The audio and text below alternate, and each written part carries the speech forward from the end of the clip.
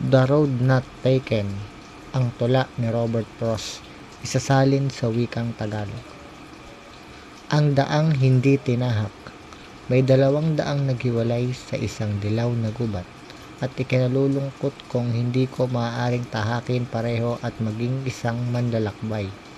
Matagal akong tumayo at tiningnan ang isa hanggang sa abot ng aking makakaya kung saan ito lumiko sa mga pananim. Pagkatapos, tinahak ang isa na parang patas, at marahil nagtataglay ng mas magandang katangian dahil madamo ito at gustong mapagsuotan. Bagaman para sa bagay na iyon, ang mga dumadaan doon ay sinuot na ang mga ito halos pareho. At parehong umagang iyon ay pantay na nakalatag sa mga dahon, walang yapak na tumapak na itim.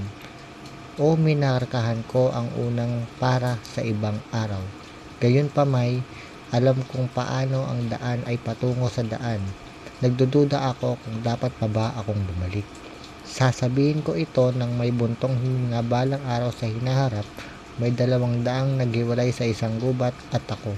Tinahak ko ang isa na hindi gaanong tinahak, at iyon ang nagdulot ng lahat ng pagkakaiba.